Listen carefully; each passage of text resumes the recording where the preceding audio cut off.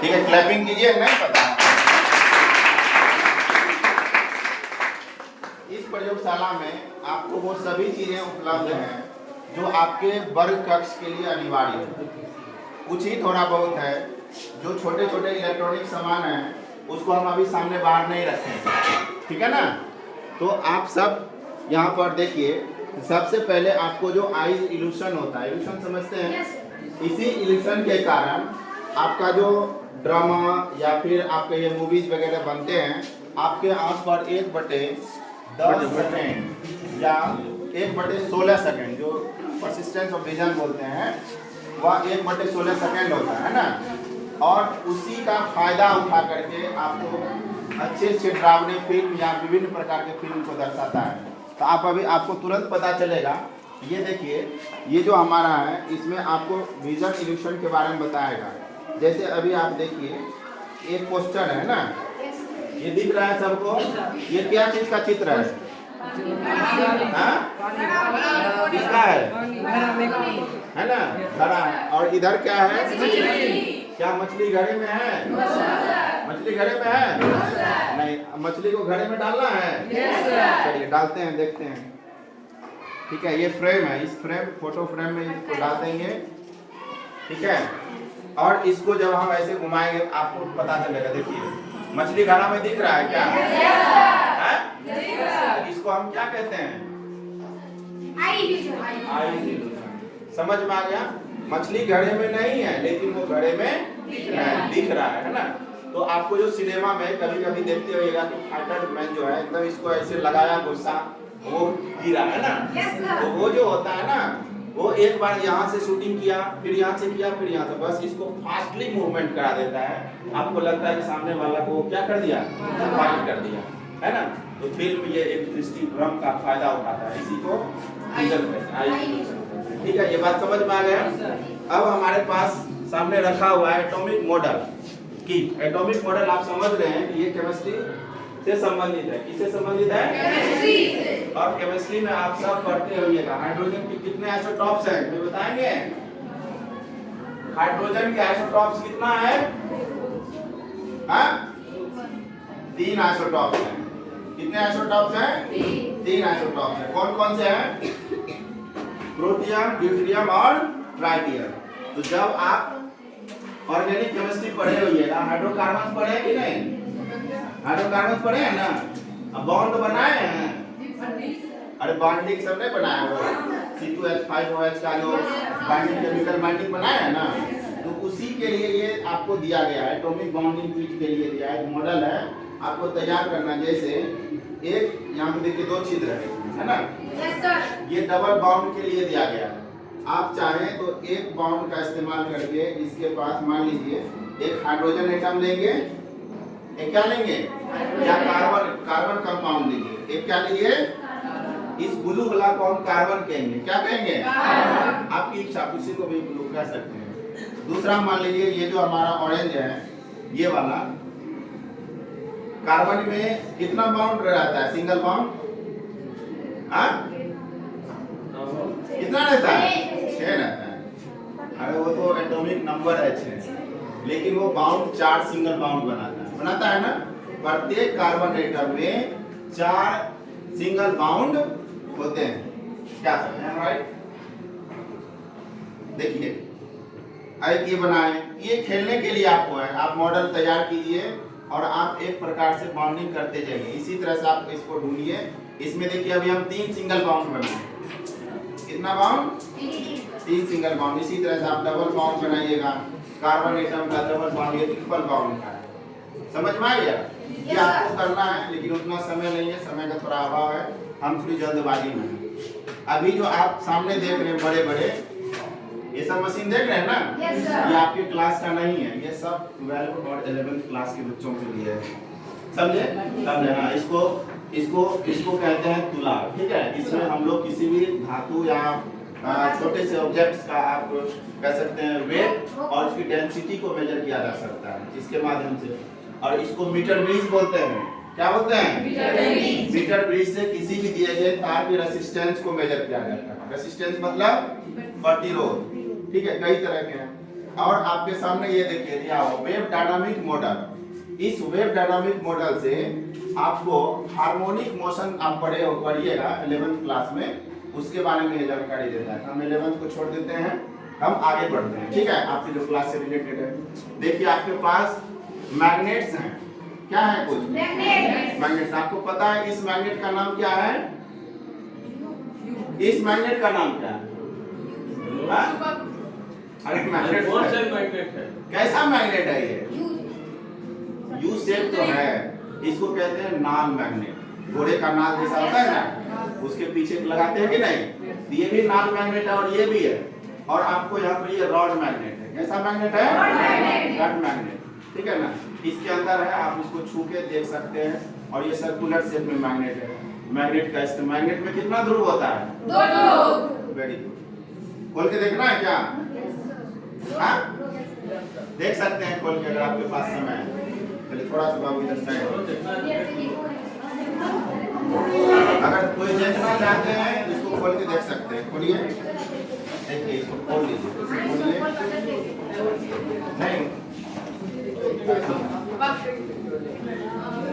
देखिए आपके पास ये जो है इसको क्या कहते हैं, कोई बताएंगे?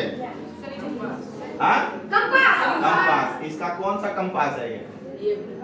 इसको दिशा सूचक कंपास या दिक् सूचक कंपास नहीं, इसको मैग्नेटिक कंपास भी कहते हैं। क्या कहते हैं इसको? Magnetic compass. जब हम इसके सामने चुंबक को लाएंगे तो इसका जो उत्तरी ध्रुव दक्षिणी ध्रुव है, अभी उत्तर और दक्षिण की तरफ है, इसमें है ना, देखिए सुई में रेड कलर का दिया हुआ है, वो हमेशा किस दिशा को दिखाएगा? उत्तर दिशा को। लेकिन इसके सामने अगर हम ये मैग्नेट लाते हैं, देखिए इसमें डिफ्लेक्शन होता है, दिख रहा है? डिफ्लेक्शन दिख रहा है? देखिए डिफ्लेक्शन दिख रहा है। इस एक्सपेरिमेंट से माध्यम डिफ्लेक्शन का पढ़िएगा 10वीं क्लास में। ऑस्ट्रेड ने इसी के माध्यम से चुंबकीय बल रेखाओं का खोज किया था। ऑस्ट्रेड पढ़े कि नहीं? 10वीं क्लास में स्टूडेंट होइएगा, आपको पता होगा। ऑस्ट्रेड ने इसी सिद्धांत का खोज इसी पर आधारित किया था। मैग्नेट को इस नीडल के सामने ले गया, उसमें डिफ्लेक्शन देखा, जिसके कारण उसने एक क्या दिया? मैग्नेटिक फील्ड का निर्माण करते हुए देखा और मैग्नेटिक फील्ड के बारे में बताया। समझ में आया बात? चलिए इसको रखते हैं। ये बड़ा वाला है और एक छोटा है, छोटा मैग्नेटिक कंपास, ठीक है, चुंबकीय बल रेखाएं। ठीक समझा? बंद कर देते हैं इसको। अब देखिए हमारे पास जब आप 10वीं क्लास में जाइएगा तो आप देखिएगा रिफ्लेक्शन ऑफ लाइट को पढ़िएगा। क्या पढ़िएगा? रिफ्लेक्शन ऑफ लाइट को दिखाने के लिए एक मॉडल आपके पास यहाँ दिया गया है, ठीक है। रिफ्लेक्शन ऑफ लाइट कहता है कि जिस एंगल से इंसिडेंट लाइट आए, इंसिडेंट मतलब आपकी किरण आती है, उसी एंगल से दूसरी दिशा में रिफ्लेक्ट हो जाती है, चली जाती है। तो इसी क्रिया को क्या कहते हैं? Reflection of light. ये एक मॉडल है, इसमें हमने एक लेजर लाइट लिया। क्या लिया है? और यहाँ पर क्या है? ग्लास। क्या है ये? ग्लास। और इधर क्या है? नहीं, ये एक प्रकार से समझिए आईना नहीं कहिए, एक प्रकार से ये पर्दा। बस 10 मिनट। ये समझ में आ गया बात? तो अब आप देखिए इसका इस्तेमाल हम करते हैं। ये लेजर लाइट है, लेजर लाइट को हमने शीशा पे रखा। किस पे? देखिए इस एंगल को हम बढ़ाते हैं। अभी थोड़ा सा इसमें एरर है, इस मशीन में इसमें एरर है। देखिए ये कितना एंगल से जा रहा है? कितना पर है ये? 60 पे। इधर देखो कितना पर है ये?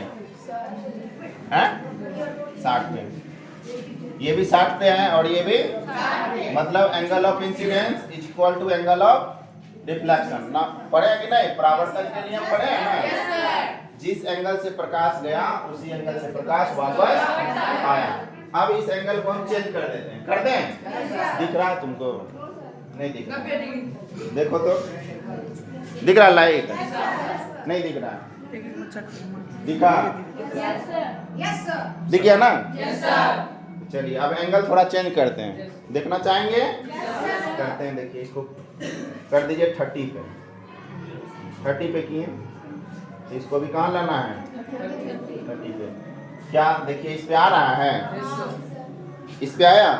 तो देखिए हर स्थिति में जिस एंगल से हम लाइट को देंगे उसी एंगल से रिफ्लेक्टिंग सरफेस से बाउंस बैक होता है, जिसको एंगल ऑफ रिफ्लेक्शन और एंगल ऑफ ये इंसिडेंट, ये दोनों इक्वल होता है, जिसके कारण इसको रिफ्लेक्शन लॉ, रिफ्लेक्टर लॉ, और इसी को ये लाइट का एक प्रकार का क्या है, क्रिया है, समझे ना, नेचर है। ये समझ गए बात, रखते हैं।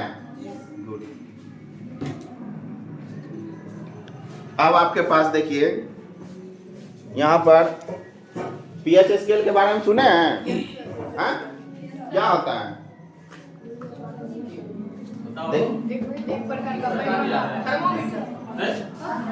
ये जो पीएच स्केल है, हाँ पैमाना है, गुड, एक प्रकार का पैमाना है। आप इस पैमाने का इस्तेमाल, ये जो हमारा एक मशीन दिया है इसमें देखिए पीएच लिखा हुआ है, पी छोटा है और एच, ये इसका संकेत है। कभी भी बड़ा पी नहीं लिखेंगे, कहीं कहीं आपको इंटरव्यू में पूछ देगा पीएच स्केल में पीएच का संकेत कैसा होता है, छोटा, तो दोनों आदमी पी भी बड़ा एच भी बड़ा लिख देता है, ये गलत है, ठीक है ना, पी छोटा और एच बड़ा। तो अब इससे जो हम किसी भी प्रकार के पदार्थ जो होते हैं, लिक्विड्स होते हैं, सॉल्यूशन होते हैं, उसका पीएच स्केल में मान मेजर कर सकते हैं। तो शुद्ध जल का पीएच मान कितना होता है?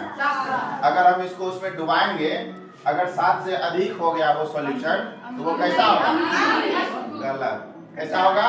क्षारीय हो जाएगा, ठीक है ना। हाँ, जब 7 से कम होगा तो वो अम्लीय होगा। ये वही मशीन है सॉल्यूशन को नापने के लिए। एक और चीज दिखाते हैं, लेकिन इसमें थोड़ा, ये लेजर लाइट है, इस लेजर लाइट है और इसको प्रिज्म कहते हैं। देखें आप सब? प्रिज्म देखे हैं? प्रिज्म पर कौन सा अभिक्रिया होता है? इस पर 7 रंग निकलता है, 7 रंग निकलता है, जिसको स्पेक्ट्रम कहते हैं ना। इस पर जब हम लाइट देंगे 7 रंगीन पट्टी में बढ़ जाएगा। लेकिन कौन सा लाइट होगा? मोनोक्रोमेटिक नहीं होगा। मोनोक्रोमेटिक को हिंदी में कहते हैं एक वर्णीय प्रकाश। क्या ये लेजर लाइट एक वर्णीय प्रकाश है? अगर हम केवल रेड देंगे तो ये रेड ही निकलेगा, येलो होगा तो येलो, ग्रीन होगा तो ग्रीन, लेकिन इसमें 7 रंग दिखेगा। इसके लिए हमको मोनोक्रोमेटिक लाइट की आवश्यकता नहीं है। सनलाइट 7 रंगों का एक मिश्रण है, उसमें आप देख सकते हैं। समझ गए बात? ये प्रिज्म है। क्या इसमें बाबू बैटरी नहीं है, लेजर लाइट है। और जो मोनोक्रोमेटिक लाइट, इसके लिए हमको धूप में जाना होगा, तब आपको दिखेगा, ठीक है। इसको रख देते हैं, धूप में जाके देखिएगा, आपके विद्यालय में भी होंगे, आगे सर बताते होंगे, ठीक है। अब आपके पास है शेडो फॉर्मेशन। आपके पास है शेडो फॉर्मेशन, दिख रहा है? शोर नहीं करेगा, साइलेंट प्लीज। ये शेडो फॉर्मेशन है, किसी भी चीज का शेडो। एक्सरे का खोज किसने किया था? 2 मिनट इधर से चले जाएंगे, 2 मिनट आ जाएंगे। शेडो फॉर्मेशन है। शेडो फॉर्मेशन में एक्सरे का खोज किसने किया था बताएंगे? रॉन्टगन ने। किसने किया था? तो इसी के शेडो के लिए कोई भी शेडो फॉर्म करेंगे। देखिए ये लाइट है ना, जब आप लाइट देते हैं किसी भी वस्तु का, तो उसके लिए क्या क्या अनिवार्य होता है? क्या क्या अनिवार्य होता है?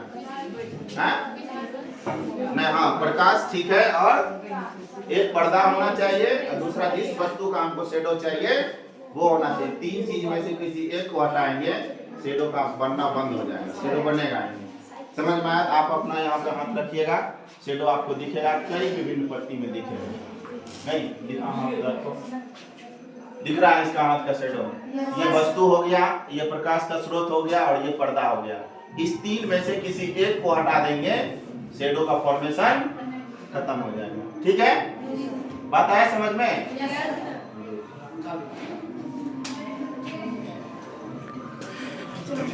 चलिए आप देखते हैं, यहाँ पे और भी सारी चीजें हैं। नहीं, ये सब छोड़ दीजिए, इधर देखिए। आपके घर में जो बिजली मिलता है, वो अधिकतर बिजली कहाँ से उत्पन्न होता है? नहीं, कहाँ से? थर्मल पावर से। कहाँ से? लेकिन जो हम रिन्यूएबल एनर्जी होता है, रिन्यूएबल जिसको दोबारा बार बार बना सकते हैं, जो समाप्त नहीं हो सकता है, उसको नवीकरणीय ऊर्जा का स्रोत कहते हैं, है ना। तो उसी में से एक हाइड्रो पावर प्लांट लगाते हैं। यह हाइड्रो पावर प्लांट उन जगहों पर लगाया जाता है जहाँ बड़े बड़े डैम्स होते हैं। क्या होते हैं? डैम समझते हैं ना? बांध बना करके पानी को रोकते हैं और फिर समय समय पर उसको छोड़ते हैं। उसी डैम के जस्ट नीचे में एक टरबाइन लगा देते हैं हम लोग। इसमें जैसे ही पानी डालेंगे ये टरबाइन मूव करेगा और यहाँ पे वोल्टेज हमको पता चलेगा कितना वोल्ट का मूवमेंट हो रहा है। समझ रहे हैं? ये हाइड्रो पावर इलेक्ट्रिसिटी जनरेशन करने का एक तरीका है। यही प्लांट लगाया जाता है। देखिए इसको घुमाएंगे, यहाँ डिफ्लेक्शन हो रहा है, देखो डिफ्लेक्शन हो रहा है। पानी गिराएंगे, ये इस पे गिरेगा पानी और ये नाचते रहेगा हमेशा और हमको इलेक्ट्रिसिटी जनरेट होगा। समझ में आया? Yes sir. आप सबके शरीर में क्या है? हृदय है और कुछ नहीं है। बहुत सारे भाग हैं, है ना? तो उसमें से एक भाग है हृदय। लब डब की आवाज कहाँ से आती है? हृदय से। आप सब झूठ मूठ का दिल का चित्र बनाते हैं, कैसा है? देखिए दिल कैसा होता है हमारे शरीर में। नहीं कहते हैं ना कि हमने आपको दिल दे दिया, बोलते हैं नहीं? अरे दिल दे जिंदा रहेगा? कैसे दिल दिया? झूठे में बोलता है। तो ऐसा नहीं करना है, समझ रहे हैं ना? तो दिल कुछ नहीं होता है। इसके बहुत सारे नाम हैं, समय कम है, थोड़ा आपको बता के एक्सप्लेन करते चलिए। और ये सामने आपका कान है। कान का कितना भाग होता है? 3 भाग होता है। एक आउटर ईयर, मिडिल ईयर और इनर ईयर। 3 भाग होता है। और कान की हड्डी में कान में कितने हड्डी होते हैं? अरे एक कान में क्या गो? 3 गो। 2 ना कान है, 6 गो हड्डी हो गया। ठीक है। और ये आपका डीएनए है। ये क्या है? डीएनए आपके मरने के लाखों साल बाद भी जिंदा रहता है। ठीक? अगर आपका अवशेष, आपकी हड्डी, आपके एक बाल भी किसी को मिल गया तो वो पता कर लेगा कि आप कितने करोड़ साल पहले के हैं। समझ रहे हैं ना? मरे थे या आपका वंशज क्या है? आप किस वंश के हैं? आप मानव के हैं या किसी जानवर के अंश हैं? ये आपको पता चलेगा डीएनए टेस्ट। समझे ना? जब कोई बहुत सारी क्राइम होता है तो ये लास्ट एक्सपेरिमेंट होता है डीएनए टेस्ट। समझे? अगर एक दूसरे से रिलेटेड होते रहता है तो ये पता चलता है। बात आई समझ में? तो समझ में आ गया होगा? एक जोरदार क्लैपिंग कर लीजिए। अब धीरे धीरे आप सब क्लास से निकल जाएंगे।